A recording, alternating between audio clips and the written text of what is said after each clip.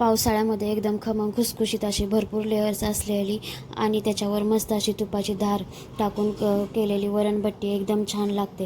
काय भारी लागते आणि एकदम खुसखुशीत अशी मंडळी आहे. त्याच्यासोबत मी बटाट्याच्या काचऱ्या देखील केलेल्या आहेत. पावसाळ्यामध्ये असं खायला असलं तर कशाचीच गरज नाही. एकदम छान अशी खानदेशी वरणबट्टी तयार आहे. नमस्कार मंडळी, प्रीताज किचनमध्ये तुम्हा सर्वांचे स्वागत आहे. तर मंडळी, बाहेर पावसाचे वातावरण झालेले आहे. पावसाच्या वातावरणामध्ये मस्त अशी आपण वरणबट्टी करणार आहोत. तर मंडळी, वरणबट्टी करण्यासाठी आपण रेसिपीला सुरुवात करूया. पण त्या अगोदर प्रीताज किचनला लाईक करा, व्हिडिओ आवडल्यास चॅनलला सबस्क्राईब करा आणि कमेंट करायला विसरू नका. तर चला मंडळी, आता आपण रेसिपीला सुरुवात करूया.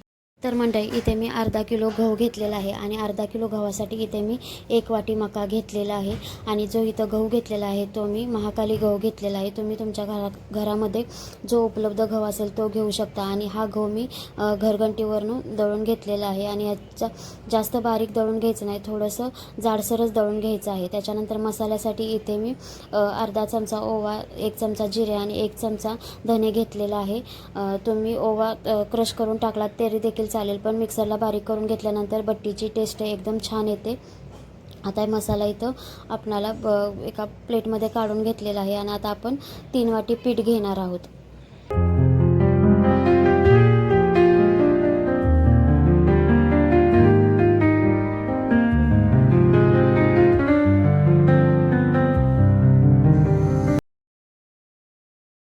इथे मी 3 वाटी पीठ घेतलेलं आहे. आता याच्यामध्ये आपण जो केलेला मसाला आहे तो याच्यामध्ये आपल्याला 2 चमचा इतपत टाकायचा आहे. तर इथं मी मसाला टाकून घेतलेला आहे. आणि त्याच्यानंतर याच्यामध्ये चवीनुसार मीठ आणि थोडंसं तेल टाकायचं आहे. तर तेल गरम करून टाकायचं नाही, तेल तसंच थंडच तेल याच्यामध्ये ॲड करायचं आहे. तेलानं बट्टी एकदम छान लागते. तर आता इथं आपण तेल देखील ॲड करून घेऊया.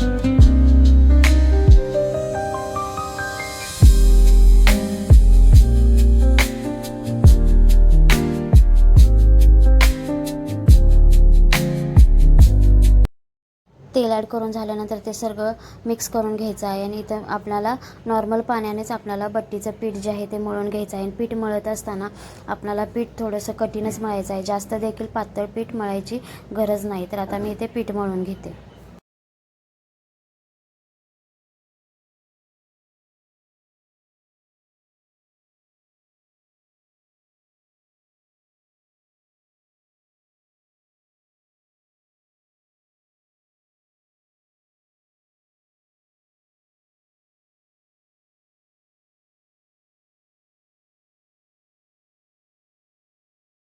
तर इथे आता पीठ आपलं बऱ्यापैकी मळून होत आलेलं आहे. पीठ मळून झाल्यानंतर त्याला आपल्याला 15 ते 20 मिनिटं रेस्ट करायला ठेवायचं आहे. पीठ आपलं भिजते तोपर्यंत आपण आता डाळ शिजायला घालूयात.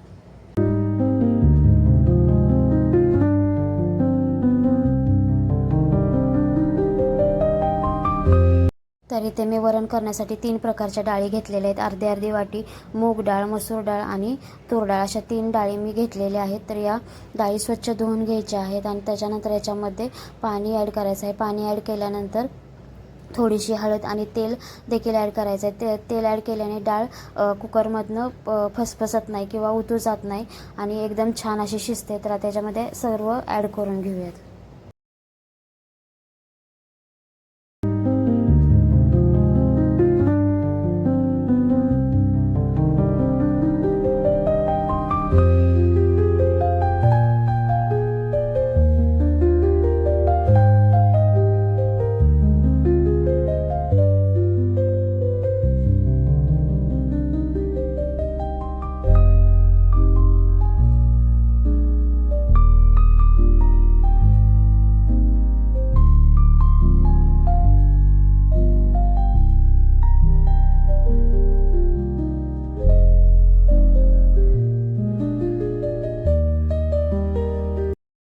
इथे डाळीला मी 2 शिट्ट्या देऊन घेतलेल्या आहेत. डाळ देखील आपली एकदम छान शिजलेली आहे. तुम्हाला दिसत आहे डाळ एकदम मऊसूत अशी शिजलेली आहे. तर ती मिक्स करून घ्यायची आहे, डाळ हटवून घ्यायची आहे. आणि याच्यामध्ये आता आपल्याला याच्यामध्ये आता आपल्याला चिमटभर हिंग, चवीनुसार मीठ टाकायचं आहे आणि तुम्हाला पाहिजे असेल तेवढी तुम्ही डाळ पातळ किंवा घट्ट करू शकता. तर इथे मी याच्यामध्ये पाणी देखील ॲड केलेलं आहे. हिंग आणि हळद ॲड केल्यानंतर तुम्ही जर फोडणी देणार असाल तर दिली तरी देखील चालेल आणि नाही दिली तरी देखील चालेल, कारण हिंग आणि मीठ टाकल्यानंतर खानदेशीमध्ये अशीच वरण मिळते बट्टीसोबत खाण्यासाठी, असं देखील एकदम छान लागते.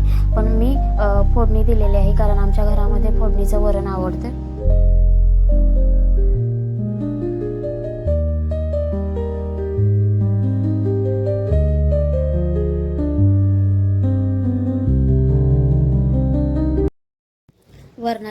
वरणाला फोडणी देण्यासाठी इथे मी आता गॅसवर एक पातेलं ठेवलेलं आहे. आता त्याच्यामध्ये आपल्याला 2 ते 3 चमचे तेल ॲड करायचं आहे.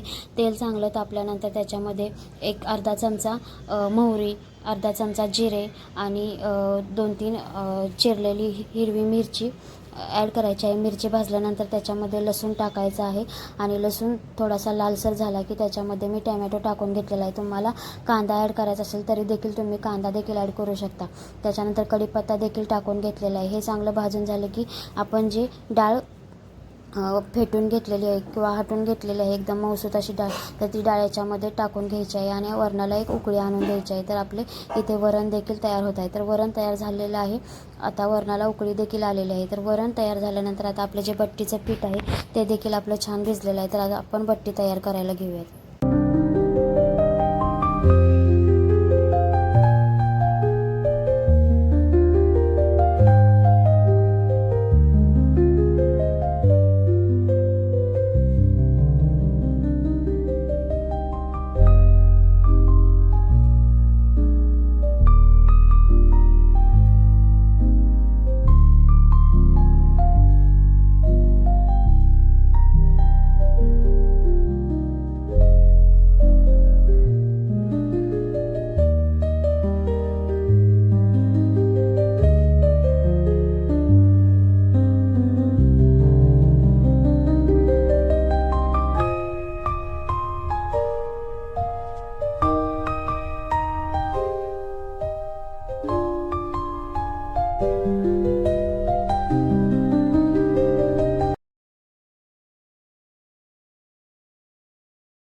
तर मंडळी, बट्टी तयार करण्यासाठीचे जे आपण पीठ मळून ठेवलेलं होतं ते पीठ आपलं व्यवस्थित असं मऊसूत झालेलं आहे. तर आता याचे गोळे तयार करून घेऊयात.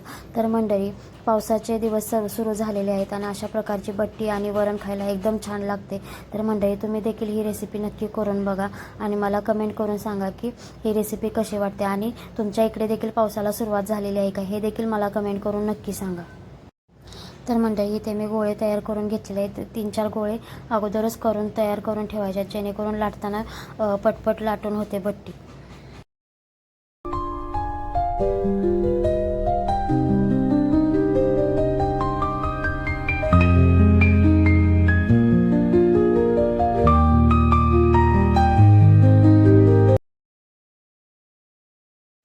इथे माझे गोळे तयार करून झालेले आहेत. आता आपण बट्टी लाटण्यासाठी पोळपाट लाटणं घेतलेलं आहे. आता आपण बट्टी लाटून घेऊयात.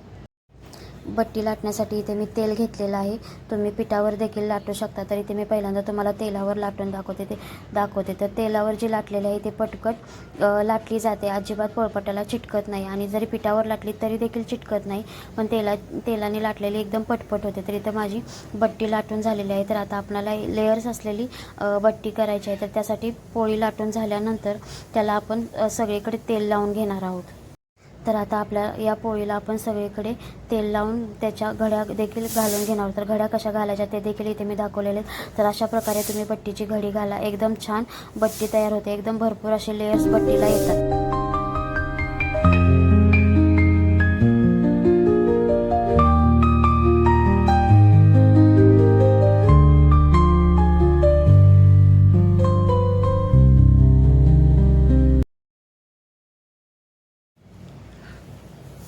अशा प्रकारे सगळीकडे तेल लावून बट्टीच्या घड्या व्यवस्थित अशा घालून घ्यायच्या आहेत.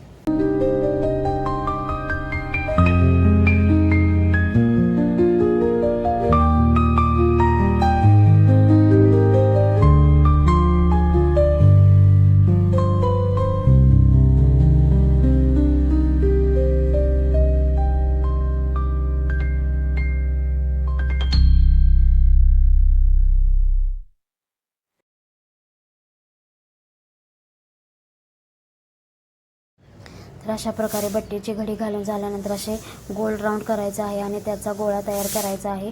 आणि गोळा तयार केल्यानंतर त्याला अलगद हाताने गोल गोल फिरवायचा आहे, जेणेकरून त्याच्या आतमध्ये जे लेयर्स आहेत ते व्यवस्थित तयार होतात.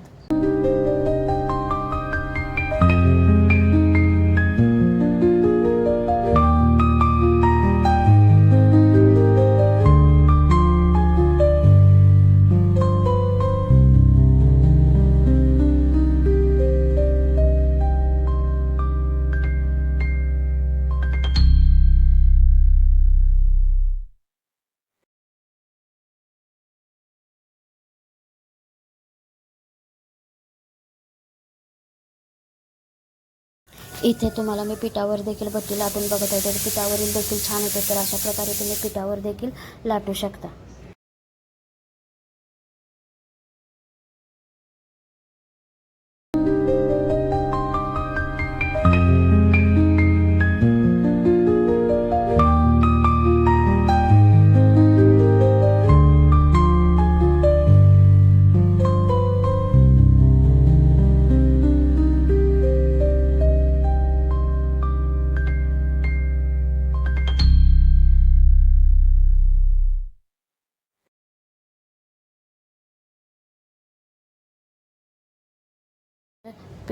पिठावर लाटलेल्या बट्टीला देखील तशाच प्रकारे सगळीकडे तेल लावून घ्यायचे आहेत आणि त्याचे आपण जे तेलाच्या बट्टीचे घडी घातली तशीच याची देखील घडी घालून घ्यायची आहे. आणि या साईजमध्ये पातळ अशी तुम्ही पोळी लाटून घ्यायची आहे. तर याला आता आपण सगळीकडे तेल लावून घेऊयात.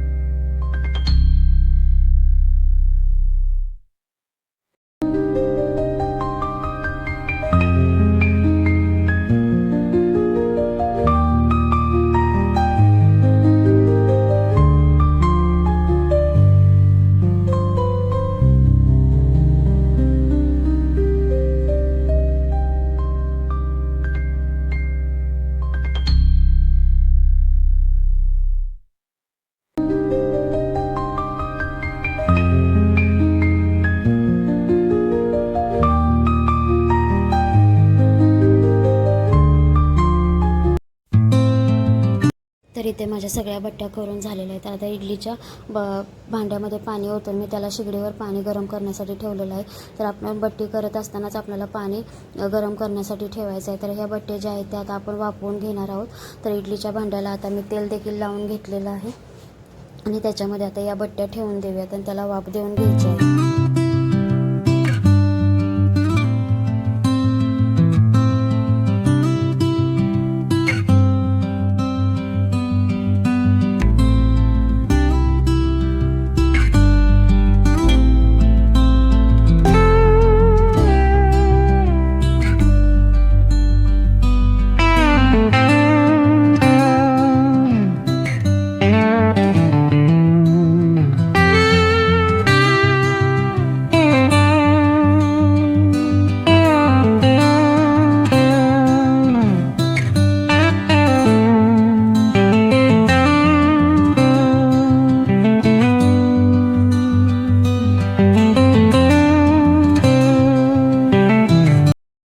इथे मी सर्व बट्ट्या केलेल्या ज्या आहेत त्या इडलीच्या भांड्यामध्ये तेल लावून ठेवून दिलेलं आहे आणि याला 15 मिनटं आपल्याला वाफ देऊन घ्यायची आहे, वाफवून घ्यायची आहे. तर इथे बऱ्यापैकी आपली बट्टी जी आहे ती एकदम छान अशी फुललेली दिसत आहे. तर सोडा न वापरता केलेली ही बट्टी आहे, एकदम छान अशी फुललेली आहे. तर अशा प्रकारे तुम्ही बट्टी नक्की ट्राय करून बघा, एकदम छान लागते. तुम्हाला याच्यामध्ये रवा देखील ॲड करायची गरज नाही. मका आणि गव्हाच्या पिठामध्येच एकदम छान अशी बट्टी तयार होते. तर इथे बट्टी आपली आता छान अशी वाफवून झालेली आहे. तर आता मी थंड झाल्यानंतर त्या बट्ट्या ज्या आहेत त्या सगळ्या एका भांड्यामध्ये काढून घेतलेल्या आहेत आणि त्या आता आपल्याला चिरून घ्यायच्या आहेत. म्हणजे त्या बट्टीच्या ज्या आपल्याला 4 फोडी करून घ्यायच्या आहेत, जेणेकरून आपल्याला तळताना व्यवस्थित तळता येतात.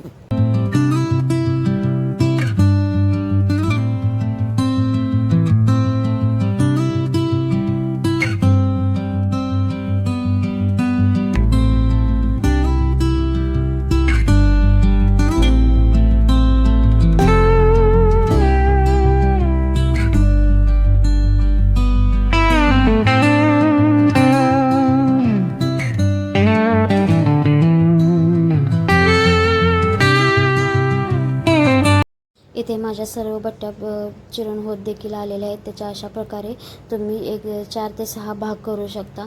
आणि आता ह्या आपण तळून घ्यायच्या आहेत. तर बट्टी तळून घेण्यासाठी मी कढईमध्ये तेल देखील गरम करण्यासाठी ठेवलेलं आहे.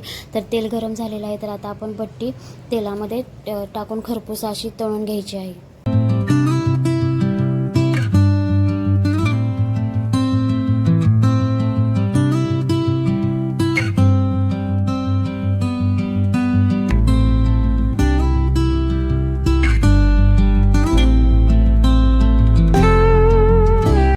तुम्हाला इथे दिसत आहे मी बट्टी तेलामध्ये टाकलेले आहेत. तर त्याचे लेयर्स देखील एकदम छान दिसत आहेत आणि बट्टीचा कलर देखील चेंज झालेला आहे. तर मंडळी अशा प्रकारे आपली वरण बट्टी तयार झालेली आहे. वरण देखील एकदम छान तयार झालेलं आहे. तर मंडळी अशा प्रकारे खुसखुशीत दाल बट्टी करण्यासाठी प्रीताज किचनला लाईक करा आणि ही रेसिपी नक्की ट्राय करा. आणि व्हिडिओ आवडल्यास व्हिडिओ लाईक करा, शेअर करा, चॅनलला सबस्क्राईब करा आणि कमेंट करायला विसरू नका.